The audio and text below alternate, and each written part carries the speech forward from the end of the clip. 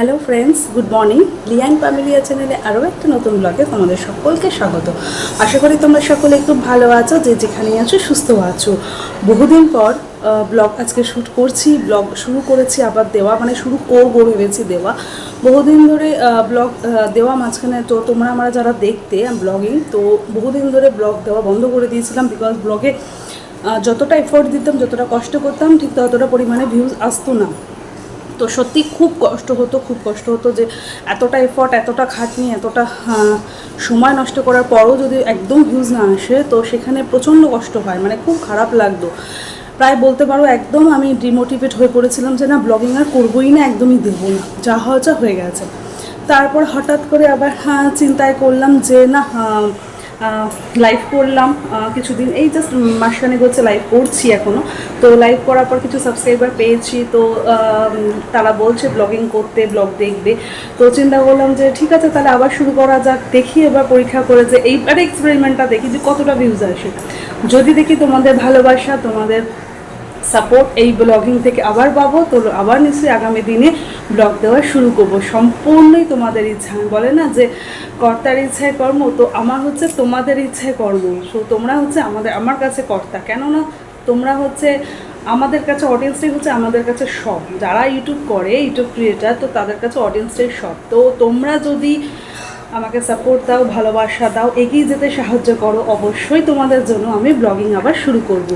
তো এইসব চিন্তা ভাবনা করেই ব্লগিংটা শুরু করলাম। তো দেখা যাক, আজকে অনেক দিন পর প্রথম ব্লগিং করবো না করো শ্যুট করা শুরু করেছি। কতদূর কি করে উঠতে পারি জানি না, কারণ বহু মাস হয়ে গেল ব্লগিং একদম করছি না। তো সত্যিই এই ফোন নিয়ে ব্যবহার করা, এদিক ওদিক ছোটাছুটি একদম প্রায় ভুলেই গেছি বলতে পারো। তো যাই হোক, আবার শ্যুট করছি, কতটা কি ভালো হবে, কতটা কি খামতি থাকবে জানি না। যাই ভুল থাকুক, যাই খামতি থাকুক, নিজের মনে করে নিও, সেটা কিছু মনে করো না। তো যাই হোক, আজকে থেকে ব্লগিং শুরু করছি। তোমাদের আশা রাখছি তোমাদের ভালোবাসা, তোমাদের সাপোর্ট পাবো, আর তোমাদের ভালোবাসা সাপোর্ট পেলে আমি অবশ্যই এগিয়ে যাব। আর আরেকটা কথা, আমার ব্লগিং তোমাদের কেমন লাগছে, কোথায় ভুল, কোথায় ত্রুটি, কোথায় খামতি, বা কী দেখতে চাও, কী জানতে চাও, সব কিছু তোমরা আমাকে কমেন্টে কিন্তু জানাতে পারো। কারণ তোমাদের কমেন্ট ছাড়া আমি ব্লগিং এগোতে পারবো না। ব্লগিংয়ের টপিক নতুনত্ব পেলে খুব ভালো হয়। তো তোমরা যদি কেউ কমেন্ট করে আমাকে বলতে পারো যে দিদি এইটা টপিক নিয়ে করো, ওটা টপিক নিয়ে করো, বা এটা দেখালে ভালো হয়, ওটা দেখালে ভালো হয়, তো আমি নিশ্চয়ই সেটা দেখানোর চেষ্টা করব। সো তার জন্যই বলছি, প্লিজ তোমরা আমাকে কমেন্ট করো যে কী করলে, কতদূর কী করলে ভালো হয়, আর সবথেকে বড় কথা, কোথায় যদি খামতে থাকে সেটাও আমাকে জানিও। তো ঠিক আছে বন্ধুরা, আর কেমন লাগলে সেটা অবশ্যই জানি। তো এই তোমাদের আশা পাবো, সাপোর্ট পাবো, ভালোবাসা পাবো, এই আশা নিয়েই আমি আজকে ব্লগিংটা শুরু করছি। সো বন্ধুরা, প্লিজ আমাকে সাপোর্ট করো। তো চলো, আজকে সকালবেলা এতক্ষণ আমি স্নান টান করে চলে এসেছি। সকালে জামা কাপড় কাচা, ঘর মোছা, মানে এভরিথিং, বাসি যা কাজ আমার সব কমপ্লিট হয়ে গেছে। স্নান করে চলে এসেছি, দেখতে পাচ্ছ চুল একদম ভিজে, বাট চুল খোলার পরিস্থিতি নেই, প্রচণ্ড গরম, সেই চুল বেঁধেই কাজ করতে হবে। তো এখন যাব রান্নার দিকে, তার আগে একটু চা খাবো। মেয়ের খাবারটা রেডি করেছি, তার আগে একটু চা খাবো। তো চলো, চা খেতে খেতে বাদবাকি গল্পটা করবো। সো কাজকর্ম হয়েছে, অনেকটাই কাজকর্ম এগিয়ে নিয়েছি। তো কাজকর্ম করার পর এই যে চা নিয়ে বসেছি। তো সকালবেলা চা নিয়ে বসার সবসময় টাইম হয় না, আজকেও টাইম নেই, একটু কাজ, এখনও রান্নাবান্নার দিকে যাইনি। তো ভাবলাম একটু বসে চাটা খেয়ে নিই, মানে ভাল লাগছে না। আর সকালে উঠেছি প্রথম 5:30টায়, উঠে দেখলাম এত সকাল উঠেই বা কী করবো, তো পরে উঠবো। তো সেই চিন্তা করে আবার শুয়ে পড়লাম। তারপরে 6:15 উঠেছি, উঠে প্রচুর কাচাকুচি ছিল, এক গাদা জামা কাপড় কেচে কুচেছি। ওয়েদারের অবস্থা খুব একটা ভালো নয়, কদিন ধরে জামা কাপড়টা ওটা শুকোচ্ছে না। তো তাড়াতাড়ি করে কেচে মেলে দিলাম, ছাদে হাওয়া আছে, তো যতটা হাওয়ায় 3 তলায় শুকিয়ে যাই আর কি। এবার কখন কালো করে নেমে যায়, আবার দৌড়ে তুলতে হবে, এক ঝামেলা, জানো তো। বর্ষাকালে খুব, আমরা বৃষ্টি করি ঠিকই, ভালো লাগে, বাট এটা একটা বড় ঝামেলা যে এই বৃষ্টি নামবে, এই তোলো রান্না করতে করতে বারবার ছুটতে হয়। তো ভাবলাম সকালে কাজ করতে করতে একদম একটানে দাঁড়িয়ে কাজ করি, তো বা পুরো ধরে যায়, প্রচণ্ড যন্ত্রণা হয়। তো নাহলে আমি একটু বসে একটু চাটা খাই, মানে জাস্ট বিস্কুটটা খাবো, চা খাবো না, এই চায়ের ডুবি বিস্কুটটা আমার খেতে খুব ভালো লাগে, বেশি বিস্কুটটা খাবো। খেয়ে চা আমি এখন খাবো না, চা আমি ঠান্ডা হবে তারপর খাবো, গরম চা আমি একদম খেতে পারি না। বিস্কুটটা ডুবিয়ে চাটাকে খেয়ে নিই তোমার সাথে কথা বলতে বলতে, তারপরে বলবো সবজি কাটতে চা আনবো, সবজি কাটতে কাটতে চাটা ঠান্ডা হয়ে যাবে, তারপর চাটা খাবো। আমি গরম চা খেতে পারি না, বহু লোক আছে গরম চা হুড় করে খেয়ে না, আমি পারি না। তো যাই হোক, তোমার সাথে কথা বলতে বলতে আমার বিস্কুট খাওয়া কমপ্লিট। চলো রান্নার জোগাড়ের দিকে যাই। তো টিফিন খাওয়া হয়ে গেছে, মেয়ে ঘুম থেকে উঠে গেছে, মেয়েকেও খাই ঠাই দিয়ে রান্নার জোগাড়ে এলাম। তোর বাবা এনেছিল আজকে একটু মাংস, তো সের জন্য আলু পেঁয়াজ আদা রসুন যা যা লাগে মোদ্দা কথা সেসব কেটে নিয়েছি।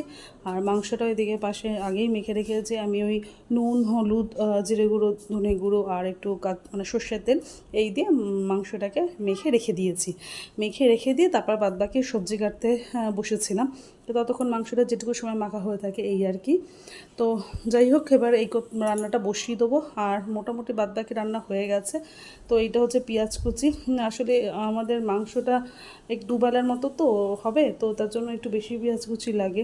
তো এদিকে আলু ভাজা বসিয়ে দিয়েছি, মাংসের আলুটা, তো সেগুলো ভেজে তুলে নিয়ে পেঁয়াজটা ভাজা বসিয়েছি। পেঁয়াজটা একটু সামান্য লাল হয়ে গেলে মাংসটা কষিয়ে নিয়ে রান্না করে নেবো। তো চলো মাংস রান্না করে নিই, পরে আবার আসছি। তো হ্যালো বন্ধুরা, রান্না ফান্না সেরে, মানে রান্না ফান্না অনেক অ্যাকচুয়ালি এগুলো আমাদের কথার মিস্টেক, যাই হোক রান্না সেরে স্নান করে চলে এলাম। তো সকালে স্নান করি, তো রান্না করার পর স্নান না করলে না মানে ভীষণ অস্বস্তি লাগে, শরীরের মধ্যে ভীষণ গরম লাগে। আর সত্যিকারের কথা বলতে কি, রান্না করার পর এত ঘাম হয়, স্বাভাবিক সবারই হয়, তো তারপর স্নান না করলে না বেশ অস্বস্তি লাগে, আর শরীরটা বেশ ফ্রেশ লাগে স্নান করার পর। আর তার থেকেও বড়ো কথা, মাছ মাংস রান্না করলে অবশ্যই স্নান করা উচিত, বিকজ এঁঠো কাটার ব্যাপার থাকে। তো যারা মানে না তাদের ব্যাপারটা আলাদা, বাট আমি মানি যেহেতু, তো আমি স্নান করি। নিরামিষ রান্না করলেও স্নান করি, তবে যদি ওয়েদার খুব ভালো থাকে, ঠান্ডা থাকে, কোনো রকম ঘাম ঠাম না হয়, তো সেদিন নিরামিষ রান্না করলে নাও করি, বাট মাছ মাংস করলে আমি অবশ্যই করবি, তাতে শীত গ্রীষ্ম বর্ষা 12 মাস, তো এর কোনো পরিবর্তন হয় না। তো যাই হোক, আজকে যেহেতু মাংস রান্না করেছি তোমাদের সাথে শেয়ার করলাম। তো স্নান করে চলে এসেছি ছাদে, আবার জামাকাপড় সকালে এক চোট জামাকাপড় কেচে ছাদে মেলে দিয়ে শুকিয়ে নিয়ে এসেছি, আবার আরেক সেট স্নান করলাম, যেহেতু মেলে দিয়ে এলাম। আবার মেয়ে দেখেছো পেছন থেকে দৌড়োদৌড়ি করছে, ওকে দিয়েছি খেলনা বাটি, যদি খেল আমি ওদিকটা সেরে আসি, খেলছে, খেলতে খেলতে আবার ওদিকে দৌড়চ্ছে, কী করছে না বুঝতে পারছি না। চলো তো দেখি কি করছে। দেখো খেলনা বাটি দিয়েছি, খেলছিল, খেলতে খেলতে এখন ওদিকে গিয়ে দেখো লুকিয়ে আমাকে কি দেখাচ্ছে, দেখাচ্ছে লুকিয়ে, কি দেখাচ্ছিস মা, লুকিয়ে আছো, আসো, দেখো ব্যাগ নিয়ে ব্যাগ নিয়ে গ্লাস নিয়ে কি করছে। এই রান্নাবাটি সেটটা মেলা দিয়ে কিনে দেওয়া হয়েছিল, তো এটা দিয়ে খেলছে এখন বসে বসে। আর ওদিকে ঝুড়ি নিয়েও গেছে বাজার করতে, কার্টুন দেখছিল, সবসময় কার্টুন দেখালে বিচ্ছিরি লাগবে, সবসময় কার্টুন ফোন টিভি চোখেটা তো উপর এফেক্ট পড়ে। তো আমি বললাম যে চল, দেখো আবার আবার আবার আসছে, বলছে লুকোতে, মানে লুকোবে আর ওকে দেখাবো, টুকি টুকি ওর যে দেখা যাচ্ছে অর্ধেকটা সেটাও জানে না, ও ভাবছে ওর মুখটা লুকোলে, মানে চোখ দিয়ে ও যদি কাউকে দেখতে না পায় তাহলে আর কেউ দেখতে পাচ্ছে না। কোথায় রে, এ টালো, হ্যালো করে দাও মা, হ্যালো বলো দাও, হাই বলে দাও, হাই বলে দাও, বলো কেমন আছো। আর তো রান্নাবান্না এদিকে তো কমপ্লিট, এদিকে আপাতত ভাতটা বসিয়েছি। তো ভাতটা হোক, যদি ছুটির দিন তো গরম গরম ভাতটা পেলে ভালোই লাগে। দেখছো কিরকম ঘামছি, স্নান করে আসার পর আরও বেশি গরম লাগে, আরও বেশি ঘাম হয়, তখন প্রচণ্ড কষ্ট হয় আরও স্নান করে আসার পর। মনে স্নান করে বেরোলাম না ঘেমে বেরোলাম বুঝতে পারি না। দেখি মেয়ের সাথে একটু বসে খেলি, তখন ভাত রান্নাটা হচ্ছে, আর আমারও একটু রেস্ট হবে, অনেকক্ষণ ধরে দাঁড়িয়ে আছি। তো এই হচ্ছে, তো তোমাদের সাথে মাংস রান্নাটা শেয়ার করলাম, বাদবাকি রান্না তো শেয়ার করিনি। তো পরে তোমাদের জানাবো কি কি রান্না করেছি। অ্যাকচুয়ালি রান্না করেছি মানে হচ্ছে লাউ ঘন্ট রান্না করেছিলাম, আর আজকে রান্না করেছি, আর মাংসটা রান্না করেছি, আর আগের দিনের বটবটি বাটা চাটনি। চাটনি তো রোজে দেখো, রোজ তো কেউ ডেলি চাটনি বানাতে পারে না, রোজ চাটনি বানানো সম্ভব না। তো একদিন চাটনি বানালে 3-4 দিন চলে যায়, এটা সব বাড়িরই ব্যাপার।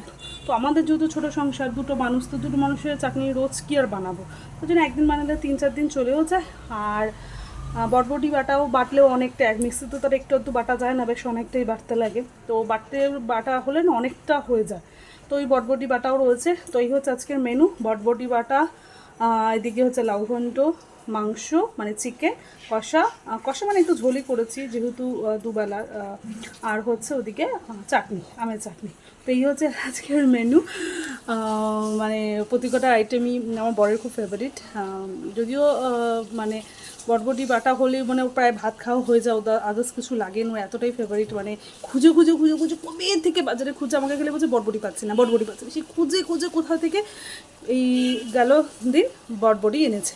আমি তো বেটে বুটে একবারে ভালো করে ভেজে মেখে রেখে দিয়েছি, মানে ভেজে রেখে দিয়েছি। তো ডেলি একটু একটু বার করে খাওয়া হবে। যদি তোমাদের কারোর বটবটি বাটার রেসিপি লাগে তো আমাকে কমেন্টে জানিও, আমি অবশ্যই রেসিপিটা তোমাদের সাথে শেয়ার করব।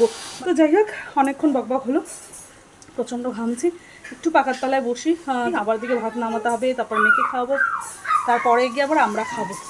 তো যাই হোক চলো এখন একটু বসি, পরে আবার আসছি। তো এই যে দেখো চিকেন কষা, এই যে চিকেন কষা ফাইনাল লুক। এটা হচ্ছে এই বেলার জন্য, আর এটা হচ্ছে ওবেলার জন্য, দুবেলার জন্য আলাদা করে তুলে রেখে দিয়েছি, ঠিক আছে? এটা ওবেলার জন্য, ঠিক আছে, আলাদা করে তুলে রেখে দিই যাতে বেশি ঘাটাঘাটি হলে নষ্ট হয়ে যাওয়ার প্রবলেম থাকে। আমি ফ্রিজে রাখি না, বাইরেই খাবার রাখি। ও বাইরে খাবার রাখলে ব্যাপারটা কী হয় বলো তো, বাবা করে ঘাটাঘুটি করলে না নষ্ট হয়ে যাওয়ার চান্সেস থাকে। তো আমি চেষ্টা করি যে বাইরেই খাবার রাখা, ফ্রিজে না রাখা। ফ্রিজে রাখলে ফ্রিজে রেখে দেওয়া, যেগুলো বাইরে রাখি সেগুলোকে আলাদা করে ভাগ করে রেখে দিই, যাতে ওবাল আলাদা করে জল দিতে পারে। বেশি ঘাটাঘুটি হলে না নষ্ট হয়ে যায়, তো তখন রান্নাটার মানে খাওয়া যায় না। তো মেয়েকে ডেকে ডাকলাম, ওর খাবার টাবার বেড়ে নিয়ে বসেছে, ওকে ডাকলাম যে খাট থেকে নাম চল। তো এই সময় খাবারটাই একমাত্র দেখি দুপুরের খাবারটা একটু ইন্টারেস্টের সাথে আসে, খায়, যেহেতু একটু ঝাল ঝাল খেতে ভালো লাগে বোঝার। বাদ বাকি টাইমে একটু মিষ্টি জাতীয় খাবার থাকে, তো তোর জন্য খুব একটা পছন্দ হয় না। আসলে দুধ, তো দুধ মানে মিষ্টি, তো খুব একটা পছন্দ হয় না, ওই সময়টা খুব একটা খেতে চায় না। আর এই সময় দুপুরে খাবারটা একটু ঝাল ঝাল স্পাইসি, তো ওই জন্য এই সময় খাবারটাই একটুখানি খেতে মানে ইন্টারেস্টেড, তাড়াতাড়ি নিজে থেকেই ডাকলে নেমে আসে। বাদ বাকি টাইম উল্টো দিকে খাটের পালায়। তো যাই হোক, বসে খাইয়ে দিচ্ছি, আর ওইদিকে কার্টুন চলছে, যেহেতু ফোন দিইনি, টিভিতে কার্টুন চলছে, কার্টুন দেখছে, দেখেছো ঘাড় ঘুরিয়ে উঁচুতে, আর এদিকে কন্টিনিউ খেয়ে যাচ্ছে। আমি ওকে মাংসটা এখনও দেওয়া সেভাবে স্টার্ট করিনি, বাট ও মাংস খেতে চায়, কিন্তু খেতে নিলে আবার মুখে ছিবড়া পড়লে সেটা আবার ফেলে দেয়। তো একটু একটু করে মেটে, আর গলার যে মাংসটা একটু নরম থাকে সেটা একটু ওকে দেওয়ার চেষ্টা করি। বাটে সামান্য একটু ঝোল নিয়ে, দেখেছো ফোনটা নিয়ে টানাটানি করছে দেখবে বলে, মানে কতক্ষণ আর ঘাড় উঁচু করে টিভি দেখবে, ঠিক পোষাচ্ছে না। তো চলো বন্ধুরা, ওকে ফোন দেখে একটু খাইয়ে নিই, তারপরে তোমাদের সাথে আবার পরে কথা বলছি।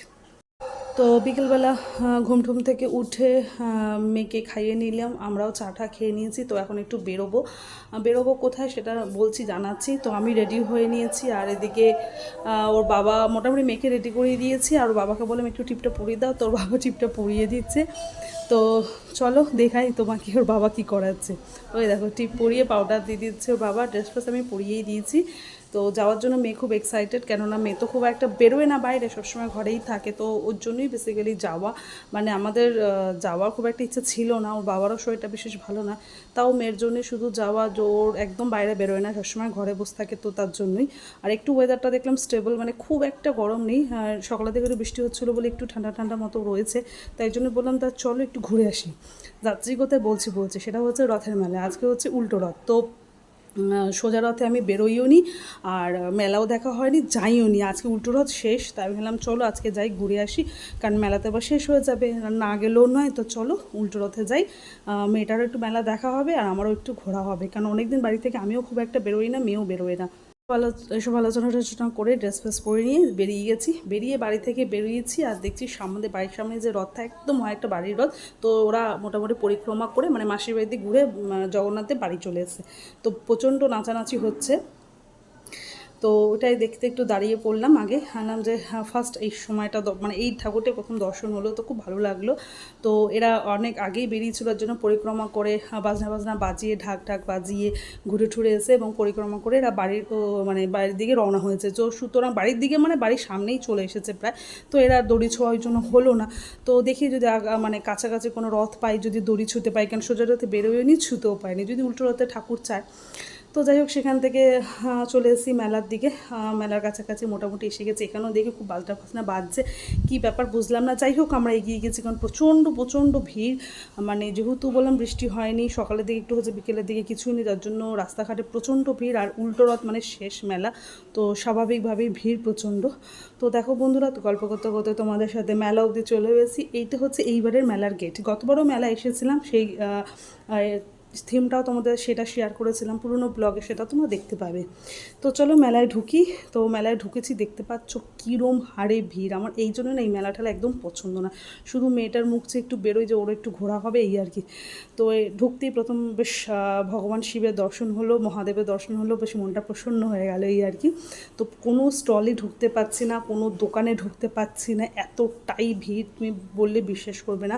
তো ওই বইয়ের দোকানটায় শুধু একটু ঢুকেছিলাম দেখার জন্য যে বইগুলো কেমন কি, মানে বাচ্চাদের বই ঠই কেমন আছে। আমাদের তো না, মনুর জন্য মানে মেয়ের জন্য। তো দেখলাম, একটু পছন্দ হলো, বাট এতটাই দাম তোমরা বিশ্বাস করবে না। মানে ছোটো ছোটো বাচ্চাদের বইগুলো বিশাল দাম। তো এতটা প্রাইস দেবো, আওয়াজ কেন কিনবো, আমরা বাইরের দোকান দিয়ে কিনে নেবো। হ্যাঁ মানছি মেলার জিনিস একটু দাম বেশি হয়, কারণ ওনারা স্টল দেয়, টাকা খরচা করে, তো একটু তো জিনিসের দাম বেশি হবেই। তো দরকার নেই, আমাদের বাড়ির সামনে দোকান আছে, সেখান দিয়ে কিনে নেবো। তার পাশেই ছিল এই থালা বাটি, বিভিন্ন সেরামিক জিনিসের বা ফাইবার ননস্টিকের যে বাসনপত্রগুলো, সেগুলোর দোকান। বেশ ভালো লাগলো, কিন্তু আমাদের কেনার মতো খুব একটা পছন্দ হলো না বলে আমরা কিনলাম না, সামনের দিকে এগিয়ে গেছি। তো সামনের দিকে আরও দোকান ছিল প্রচুর, কিন্তু কোনো দোকানে আমি দাঁড়াতেও পারিনি, একদম দেখতেও পারিনি কী না কি আছে, এতটাই ভিড়। খাবারের দোকানের দিকে তো মানে তাকাতে পাবো না, মানে লাইন দাঁড়ালে 1 ঘন্টা। তো ও বললো যে এখানে খাবার না খেয়ে বাইরেও দোকান আছে, সেখানে খাবার খেয়ে নেবে। আর এই হচ্ছে মেলা প্রাঙ্গণ। ওদিকে নাগরদোলা ফাগরদোলা সব রয়েছে, ওদিকে আর যাইনি, কারণ মেলাটা তো পুরো জলে একদম একারণ্য হয়ে গেছে। এদিকে হচ্ছে জগন্নাথ দেব ভ্রমণ করে চলে এসেছে, মানে মাসির বাড়ির দিকে ঘুরে দেখেছে, এসে দাঁড়িয়ে আছে মেলার কাছে। এখানে জগন্নাথ দেব মানে মন্দিরে ঢোকার আগে এখানে দাঁড়িয়ে আছে, সবাই ফুল নিচ্ছে, সবাই ফুল চাইছে। আমিও দেখলাম জগন্নাথ দেব, তো এরও চলে এসে, এই ঠাকুরেরও দড়ি ছোঁয়া হলো না, মানে ভাগ্যে মনে হয় নেই আজকে আমার, জানো তো। তো যাই হোক, এদিকে মেলা ঠেলা ঘোরা ঠোরা হয়ে গেছে। এদিকে নাগরদোলা ওইদিকে যায়নি, কেন প্রচণ্ড বৃষ্টি হয়েছে আগে কদিন, তো প্রচণ্ড জল জমে আছে, বাই চান্স যদি পড়ে ঠরে জলের মধ্যে একটা বিপদ ঘটে যাবে। ওই জন্য বেশি এগোয়নি, ওকে বললাম বাড়ি চলো। তো এদিকে ফুলের দোকানটা দেখে বেশ ভালো লাগলো, প্রচুর ফুল, কিন্তু কেনার মতো বললাম না, এই যে কিছুই নেই, প্রচণ্ড দাম। তো যাক মেলা ঠেলা ঘুরে তাড়াতাড়ি করে বাড়ি পথে রওনা দিয়েছি। আইলাম চলো। আর মেয়েও একদম কোল থেকে নামছে না, আর বাবাও পারছে না, কষ্ট হচ্ছে। আর আমি তো না, মেয়েকে নিয়ে এখন কোলে একদম নিতে পারি না। তো আসার পথে একটুখানি সামনে আমাদের একটা মল আছে, তো ওই মলে বাড়ির সামনে ওখানে একটু ঢুকেছিলাম, যদি কিছু কেনাকাটি করার হয়, তো ওই জন্য ঢুকেছিলাম। তোর বাবা ওদিকে দেখছিল, আর মেয়ে এদিকে দুষ্টুমি, মানে মেয়েকে আমাকে দেখভাল করতে হচ্ছে। এদিকে পুরো মলটাতে একা একাই ঘুরে বেড়াচ্ছে, আমাকে দেখতে হচ্ছে। ওর বাবা বললাম তুমি ওদিকটা দেখো কী নেবে। তো যাই হোক মল টল ঘুরে ঠুরে যেই আমি মলে ঢুকেছে, বিশ্বাস করবে না, দেখছি রথ যাচ্ছে, একটা আওয়াজ হচ্ছে, প্রচণ্ড বাজনা। আমি দৌড়ে দৌড়ে বেরিয়েছি, ফোনটা তখন হাতে ছিল না, বেরিয়েছি, গিয়ে রথের দড়ি ছুঁয়েছি। আমার মনটা কি বলবো বন্ধুরা, এতটাই খুশি হয়েছে, এতটাই খুশি হচ্ছে যে তোমাদের বলে বোঝাতে পারবো না। কারণ অনেকবার চেষ্টা করেছি কোনো না কোনো ঠাকুরের একটা দড়ি ছুঁই, কিন্তু প্রতিটা ঠাকুর ভ্রমণ করে চলে এসেছে, কারোর ছোঁয়া হয়নি। এইটা দেখি তখন যাচ্ছে রথটা, কোনো রকমই তাড়াতাড়ি করে দৌড়ে গিয়ে আমি ঠাকুরের দড়িটা ছুঁতে পেরেছি। তখন ফোন নিয়ে যেতে পারিনি বলে ভিডিওটা করা হয়নি। তো প্রচণ্ড মনটা খুশি, খুব খুশি। ভগবান জগন্নাথদেব চেয়েছে, তাই আমি গিয়ে তার রথের দড়ি ছুঁতে পেরেছি, না হলে হয়তো হতো না। যাক মেলা ঠেলা ঘুরে ঠুরে এসে বাড়িতে আবার রান্নাবান্না সারলাম, রান্নাবান্না সেরে মেয়েকে খাওয়ালাম, আমরাও ডিনার ফিনার কমপ্লিট করে নিয়েছি। এখন হচ্ছে শোয়ার পালা। তো শোয়ার আগে এটা হচ্ছে মেয়ের ফাইনাল দুষ্টুমি, মানে শোয়ার আগেও দুষ্টুমি শেষ নেই, যতক্ষণ দুষ্টুমি করবে ততক্ষণ ঘুমোরও হয় না, সারাদিন এই নিয়েও চলছে। এখন বাবা মেয়ের খুনসুটি চলছে, দুষ্টুমি চলছে, আর দুজনে মিলে চিনুনি দেখো, একবার ওর মাথায় দিয়েছে, একবার ওর মাথায় দিয়েছে, এই হচ্ছে চলবে এখন। তো চলো বন্ধুরা, আজকে ভিডিওটা আমি এখানেই শেষ করি। যদি তোমাদের আজকে ভিডিওটা এতটুকু কোথাও ভালো লেগে থাকে, তাহলে প্লিজ একটা লাইক করে শেয়ার করে দিও। আর অবশ্যই আমার চ্যানেল কিন্তু সাবস্ক্রাইব করতে তোমরা ভুলো না। আর আমার ভিডিও তোমাদের কেমন লাগে কমেন্টে কিন্তু অবশ্যই জানিও। আর যদি কোথাও কোনো ভুল ত্রুটি কিছু থাকে, অবশ্যই তোমরা সেটাও জানাতে পারো। আর কিছু যদি জানার হয়, সেটাও তোমরা আমাকে কিন্তু কমেন্টে গিয়ে জানাতে পারো। তো ঠিক আছে বন্ধুরা, আজকে ভিডিওটা এখানেই শেষ করলাম। সবাই খুব ভালো থেকো, সাবধানে থেকো, আর সুস্থ থেকো। আজকের মতো টাটা, বাই বাই।